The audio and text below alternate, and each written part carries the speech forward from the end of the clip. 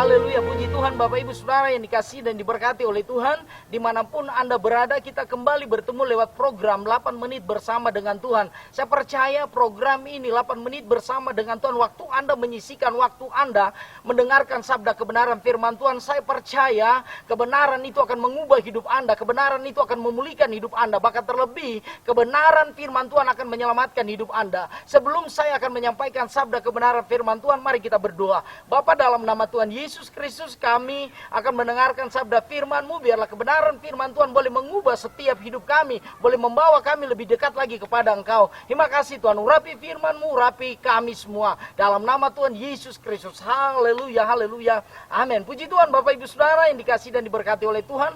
Firman Tuhan saat ini saya ambil dari kitab Markus pasal yang kelima, ayat yang ke-28. Markus pasal 5 ayat 28, demikianlah firman Tuhan. Sebab katanya, asal kujama saja jubahnya, aku akan sembuh. Saudara yang dikasihi dan diberkati oleh Tuhan, kita tahu cerita ini tentang seorang perempuan yang mengalami pendarahan, sakit pendarahan yang cukup lama. 12 tahun dia mengalami sakit pendarahan. Saudara dan saya, kalau kita berpikir kita mengalami sakit, jangankan seminggu saudara, sehari saja badan tidak nyaman, tidak terasa enak. Ini 12 tahun, kita bayangkan penderitaan perempuan ini begitu luar biasa. Apa yang perlu kita pelajari? Apa yang dapat kita pelajari daripada kisah seorang perempuan pendarahan ini? Kita lihat saudara di dalam ayat yang ke-25, di sana dikatakan adalah di situ seorang perempuan yang sudah 12 tahun lamanya menderita pendarahan. 12 tahun bukan waktu yang singkat. 12 tahun itu bukan waktu yang main-main, tetapi cukup waktu yang sangat lama. Dia menderita karena penyakit. Kadang-kala kita menderita baru sehari kita sudah bersungut, baru kadang-kala kita menderita baru sejam kita sudah mengeluh. Tetapi wanita ini dia mengalami penderitaan saudara 12 tahun. Luar biasa. Apa yang perlu kita pelajari adalah tentang kesabaran wanita ini dalam dia menghadapi penyakit yang menggerogoti tubuhnya. Tetapi dia berusaha. Yang pertama, dia tidak mencari Tuhan. Yang pertama, perempuan ini boleh berusaha dengan sekuat tenaganya, dengan hartanya. Kenapa? Karena dia mengandalkan harta kekayaannya. Sehingga di sana dikatakan ia telah berulang-ulang diobati oleh berbagai tabib, sehingga telah dihabiskannya semua yang ada padanya, namun sama sekali tidak ada faedahnya. Malah sebaliknya keadaannya makin memburuk saudara. Perhatikan, perempuan ini dalam penderitaan dia berusaha dengan harta yang dia miliki. Mungkin saat ini engkau berkata, kalau engkau sakit engkau merasa engkau mudah untuk berobat. Mungkin engkau katakan, aku akan ke luar negeri untuk berobat karena kekayaan harta saya mampu untuk mengobati saya. Saya mau beritahu, tanpa seizin Tuhan engkau tidak bisa mengalami mujizat. Tanpa seizin Tuhan engkau tidak bisa mengalami kesembuhan. Wanita ini menghabiskan hartanya. Mungkin rumahnya dia jual, tanahnya sudah dijual habis saudara, tapi tidak sembuh. Tetapi penyakit ini makin mengerogotinya, makin dia menderita. Tetapi saudara, apa yang dilakukan? Lewat penderitaan sakit, usaha yang dia lakukan sia-sia. Tetapi apa saudara? Masalah persoalan apapun yang saudara dan saya hadapi, jalan satu-satunya jalan keluar adalah hanya Tuhan. Hanya Yesus yang bisa mampu menyembuhkan engkau. Hanya Yesus yang mampu memulihkan engkau. Mungkin engkau berpikir, engkau berkata, kekayaan saya banyak Pak Pendeta, saya bisa berobat ke luar negeri. Tanpa seizin Tuhan engkau mengalami kesembuhan, engkau tidak akan menerima mujizat. Tetapi wanita pendarahan ini saudara, dia sudah mendengar berita-berita tentang Yesus. Maka di tengah-tengah orang banyak itu, ia mendekati Yesus dari belakang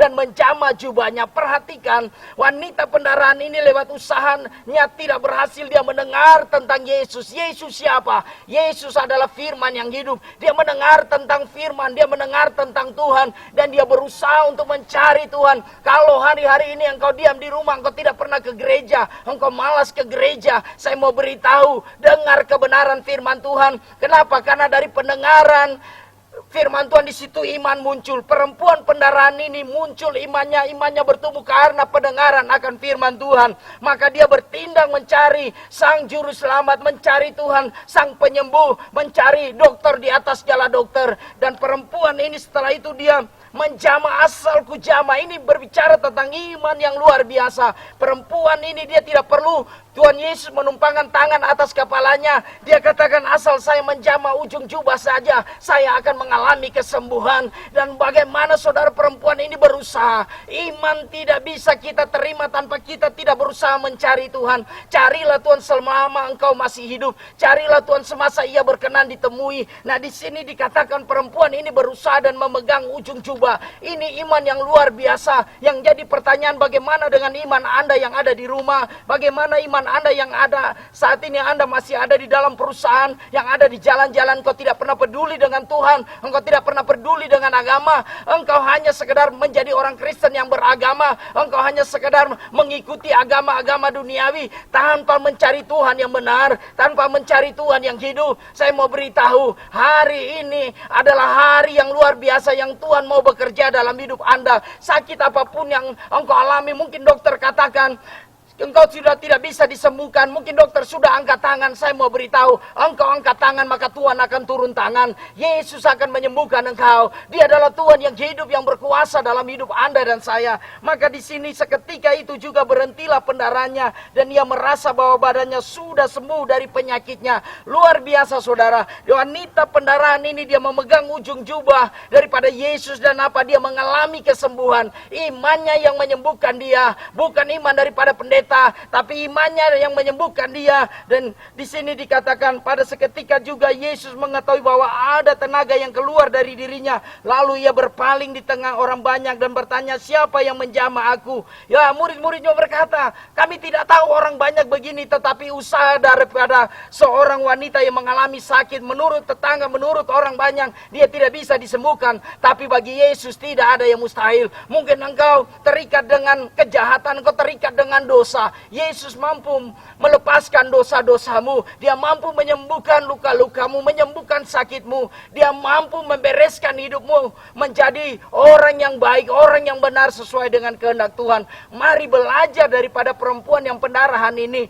Dia berusaha, dia dengar firman Tuhan dan dia mencari Tuhan. Carilah Tuhan semasa engkau hidup, karena hidup ini adalah kesempatan. Tuhan akan berkenan atas hidup Anda. Kenapa? Karena hidup ini adalah pemberian diri kita, tubuh kita kepada Tuhan. Dan saya percaya 8 menit saudara, engkau sisihkan waktu, engkau belajar untuk belajar tentang kebenaran firman Tuhan. Mungkin saat ini engkau terbaring sakit. Saya mau doakan Anda.